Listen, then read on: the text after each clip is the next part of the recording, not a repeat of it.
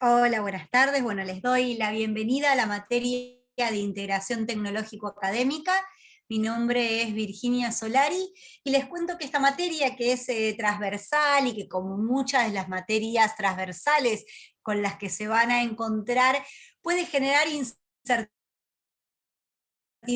o esta cuestión de desafío no tiene que ver con mi carrera. Bueno, las materias transversales están pensadas también dentro de la currícula específica de cada una de las carreras con los objetivos de formación que se propone la universidad. Y en ese sentido, integración tecnológico-académica cumple un rol fundamental. ¿Por qué? Porque nos va a dar la formación para poder aprender a aprender dentro de la educación a distancia. No es un taller de computación, no es simplemente una introducción a cuestiones de la universidad, sino que es meternos de fondo en dinámicas de aprendizaje que son claves en la educación a distancia, pero que aparte ahora son tendencia en este contexto actual, donde se han repensado los modos de aprender, los modos de trabajar.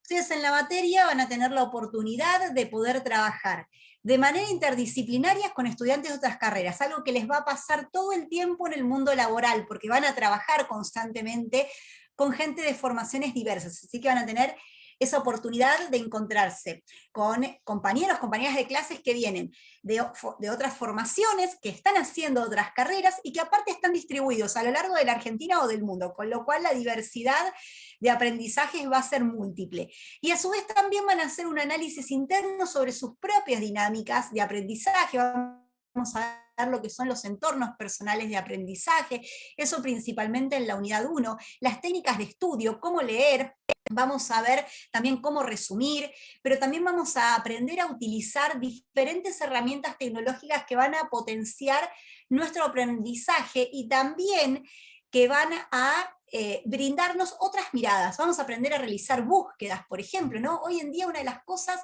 que hay es muchísima información. Tenemos información por todos lados, pero no toda esa información es fidedigna, es digna de confianza, y más en el ámbito académico, a la hora de publicar un trabajo, de entregar un trabajo dentro del contexto de una materia, pero también a la hora de hacer nuestras tesis, es fundamental que podamos seleccionar fuentes de confianza, ¿sí? Y que podamos evaluarlas, que podamos hacer sobre ellas una lectura crítica, leer entre líneas, identificar el posicionamiento del autor, ver si es simplemente un texto explicativo de algunas temáticas particulares o si es un texto argumentativo que tiene como objetivo sentar una postura sobre un tema determinado. Todas esas cuestiones las vamos a ir trabajando en integración tecnológico-académica y a su vez, esto que les decía de trabajar con la diversidad de estudiantes que se van a encontrar en el grupo, tiene que ver también con esta oportunidad de poner en práctica el trabajo colaborativo, algo que van a hacer a lo largo de toda la carrera en diferentes materias y que también es una práctica que se van a encontrar muy comúnmente en el mundo laboral, con lo cual les va a estar sumando una competencia, es decir, cuando hablamos de competencias, la gente de recursos humanos lo tendrá más incorporado, es una suma de conocimientos y habilidades, ¿no? Uno puede estudiarse el concepto de memoria, pero si no lo pone en práctica, es mucho más difícil incorporarlo a su formación. Aquí lo que vamos a hacer es estudiar conceptos y también ponerlos en práctica. Vamos a estudiar qué es el trabajo colaborativo, algunas herramientas para poder llevarlo a cabo de la mejor manera posible, pero también vamos a ponerlo en práctica. ¿Sí? Vamos a utilizar herramientas que nos van a permitir realizar el trabajo colaborativo de manera más eficiente, de poder dar seguimiento, de poder revisar los diferentes procesos en los que fuimos haciendo la escritura de un texto, por ejemplo. Y ya que mencioné escritura del texto, en las siguientes unidades también vamos a aprender los diferentes tipos de textos con los que nos vamos a encontrar en el ámbito académico, cuáles son sus partes, cómo tienen que estar estructurados, y cuáles son los formatos de presentación que usamos, que no tienen que ver con una cuestión caprichosa, sino con una cuestión de ordenar la presentación y de dar al lector, a la lectora que está del otro lado, la información necesaria sobre nuestros trabajos. Por ejemplo, una carátula, ¿no? Una carátula que a uno le parece algo que, ay, bueno, me piden la carátula. Bueno, pedimos la carátula porque la carátula es como la tapa del libro de tu trabajo, ¿no? Te da toda esa información contextual, quién lo escribió, es decir, quién es el autor, quién es la autora, ¿En qué contexto lo escribió? La materia, en este caso, la materia en la que vos estás cursando. ¿En qué año? No es lo mismo escribir un texto en el 2021, con toda la pandemia del COVID, que escribir un texto anterior. Bueno, todas esas cuestiones que son importantes y que vamos a utilizarlas para validar la bibliografía que buscamos, también es importante que estén presentes esos datos en los textos que nosotros mismos, que nosotras mismas construimos, ¿sí? Es decir, vamos a aprender a seleccionar la información correcta, pero también a crear nosotras información nueva, porque la universidad además es un espacio de construcción del conocimiento. No venimos a repetir de manera mecánica conceptos escritos por otros. Sí, tenemos que leer la bibliografía, vamos a trabajar con bibliografía de base, eso les va a pasar en todas las materias.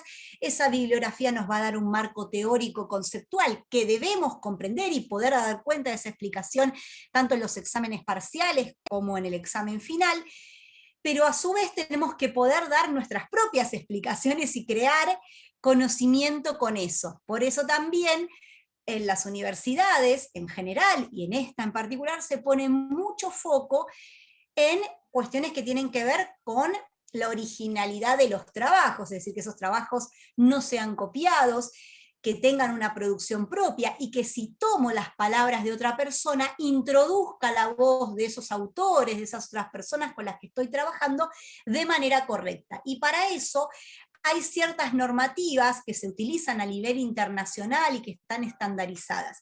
Hay algunas, por ejemplo, que incluso están reguladas por normas ISO. Quienes trabajan en empresas tal vez habrán escuchado hablar de las normativas ISO.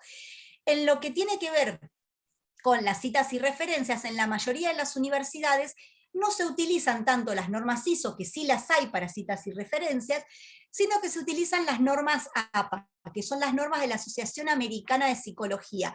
Sí, de una asociación de profesionales de otro país que han elaborado un formato para la presentación de sus propios proyectos y que se han difundido a lo largo de muchas instituciones. Entonces hoy en día se van a encontrar que muchas universidades en Argentina, tanto del sector privado como del sector público, utilizan las normativas APA para nomenclar las citas y referencias de sus trabajos y también para ordenar ciertos formatos de presentación. Pero principalmente eso, pero lo importante es que todas estas cosas las veamos como herramientas que van a servir para presentar mejor nuestros trabajos, para poder aprender mejor, para lograr mayor autonomía dentro de cada una de las aulas, ¿sí? Es decir, que podamos aprender a movernos y que a su vez tengamos esa mirada crítica con respecto a cada uno de los textos que estamos leyendo. Son varios desafíos.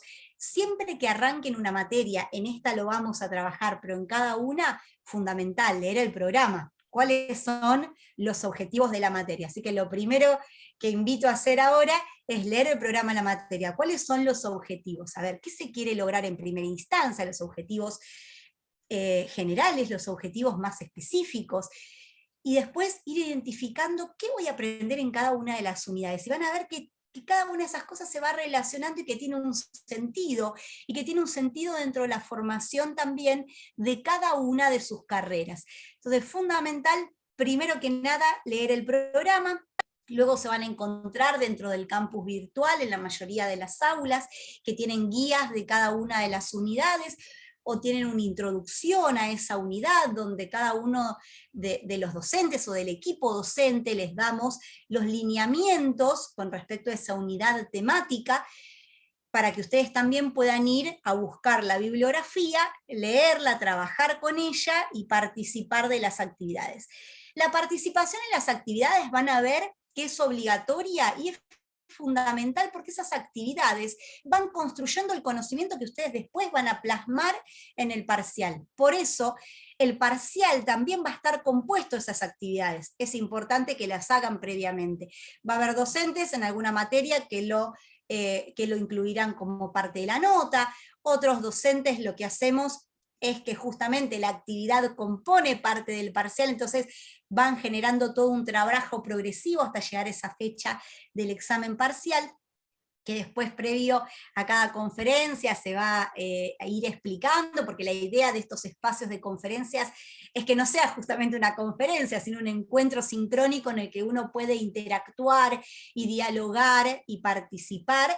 También hay otros espacios de encuentro que son asincrónicos, como los foros. En esos foros podemos también hacer consultas a los docentes, pero también podemos hacer consultas a nuestros propios compañeros y compañeras, hacer consultas generales, y las puede responder quien sepa. Eso también forma parte de esa autonomía, y a veces cuando le explicamos algo a otra persona, es también la oportunidad de poder revisar también cómo lo estuvimos incorporando, comprendiendo cada uno de nosotros, de nosotras. Así que es una oportunidad también interesante entrar a los foros en las materias y animarnos a responder, ¿no? No es que estamos quitándole lugar a nadie, sino que estamos profundizando ese conocimiento. Y como les decía, estas actividades van construyendo ese camino hasta llegar al final. Todas las materias en este caso son con final obligatorio. El final es la instancia en la que ustedes acreditan identidad, y en esa acreditación de identidad dan cuenta también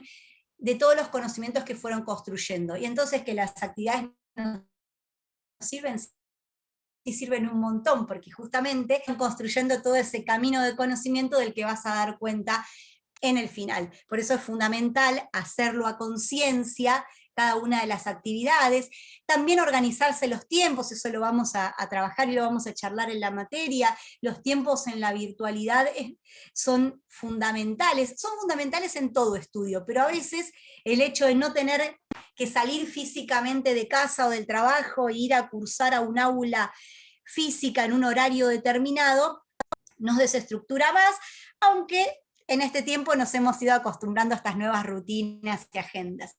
Pero es fundamental tener anotado el cronograma de la materia, otra cosa que hay que revisar, el cronograma de la materia. Siempre revisen ese cronograma, agenden las fechas, y tener en cuenta, fundamental, que estas materias que son bimestrales, ¿sí?, son intensivas, es decir, en 2 meses estamos trabajando contenidos que en la presencialidad muchas veces vemos en 4 meses, están bien intensivas. Entonces, a la hora de anotarse, también es fundamental tener en cuenta eso. Yo me anoto en 4 materias en un bimestre, es como si estuviera haciendo 8 materias cuatrimestrales, es un montón.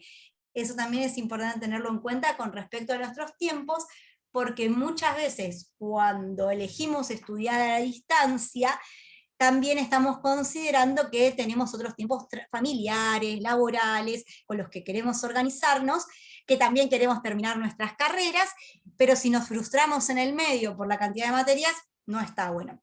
Así que estos espacios van a ser interactivos. Esta es una primera presentación, en este caso que hago yo, pero en la que vamos a poder ir interactuando. Los foros están abiertos, está el foro de avisos, tienen los foros de presentaciones por los cuales es importante pasar y contar y ver qué consigna pone cada docente para presentarse, porque muchas veces ya en el foro de presentación hay una primera actividad que nos va metiendo en cuestiones de la propia materia, como ya pasa en integración tecnológico-académica, donde tenemos que practicar de insertar una imagen, donde tenemos que seguir ciertas consignas con respecto a presentar cantidad de palabras.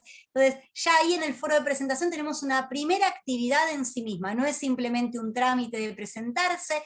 Es importante pasar por ahí, es importante que nuestros compañeros, que nuestras compañeras nos conozcan, y dar la información completa, la necesaria, de qué carreras son, porque son de varias carreras, de qué carreras son, tal vez contar de dónde son las ciudades para que podamos conocer esta diversidad, y también algún otro dato más que se pida, como en este caso, palabras que piensen de las materias, subir una imagen. Ya hay una primera actividad en sí misma en la presentación. Y luego, cada actividad en integración tecnológico-académica tiene objetivos de contenido de la propia actividad con respecto a lo que ustedes tienen que construir de contenidos y de conceptos, pero también con respecto a las prácticas que llevan adelante para construir ese contenido. Entonces, cuando una actividad ¿Es grupal? No es grupal simplemente o porque el equipo docente quiere corregirme, no, no, es grupal por un objetivo pedagógico, es grupal porque nos lleva a interactuar con un otro, a construir en conjunto, a que releamos el texto en conjunto. Por eso no es lo mismo que si hay una actividad grupal que tiene diferentes ítems, digan, bueno, vos haces el 1, vos haces el 2 y vos haces el 3. Eso no es una actividad grupal, ¿sí? Eso es como sumar todas cosas que no quedan integradas. Nosotros necesitamos, en todo caso, se pueden repartir tareas porque van a ver que en el trabajo colaborativo hay un desafío con respecto al compartir tareas, pero también una relectura general de todo el equipo se involucra en revisar el trabajo y en darle algo que también trabajamos mucho en el ámbito académico, que es la cohesión y la coherencia en cada uno de los trabajos y de los textos que ustedes hagan. Digo trabajo porque a veces son trabajos visuales, ¿sí? O audiovisuales, como esta grabación que yo estoy haciendo. Entonces, que tenga cohesión y coherencia quiere decir que cada una de las, que el texto sea coherente, es decir, que esté ordenado, que tenga una razón de ser, un sentido, un objetivo con el que estamos explicando, y que cada una de las partes estén correctamente entrelazadas entre sí, como para que puedan comprenderse. Bueno, si cada cual trabaja por separado y copian y pegan los ítems y su respuesta en una hoja, no hay trabajo colaborativo ahí. Bueno, son varias cosas en las que vamos a ir trabajando. Y vamos a ver también de que, y esto pasa también en el foro de las presentaciones, en las cosas que ustedes puedan ir compartiendo e interactuando, que en los ámbitos profesionales y académicos podemos armar redes de formación que son sumamente importantes, justamente, valga la redundancia, para nuestra formación. Eso también aparece dentro de esta primera bibliografía de la unidad 1. Bueno, son varias cosas, pero invito a que se metan en la materia, que pasen por el programa, que recorran lo que está habilitado hasta el momento en el campus, que puedan conocerla y que sepan que es una materia que es transversal, en la que van a interactuar con gente de otras carreras, pero que es muy propia de su formación y que hay una decisión estratégica en poder incluirla dentro de las currículas de sus materias. Bueno, bienvenidos, bienvenidas, estamos en contacto y cualquier duda pueden canalizarla a través de los foros que están abiertos, y si es algo muy personal o particular pueden escribir también a través de la mensajería interna del campus. La idea es que la comunicación sea fluida, pero que también ustedes aprendan a tener autonomía dentro del manejo del campus y a poder relacionarse y buscar las cosas. Hay muchos tutoriales dentro de la misma aula de la mayoría de las cosas que pueden llegar a generarles dudas, y también en los espacios de minuses, en los diferentes espacios de la universidad. Así que aprovechen todos esos materiales que están, búsquenlos antes de preguntar, y si no los encuentran, pregunten, para eso también está abierto el canal de diálogo, pero está bueno que puedan ver de que hay un montón de recursos que ya están ahí disponibles para que ustedes puedan emprender ese camino de formación. Muchos éxitos y buena cursada.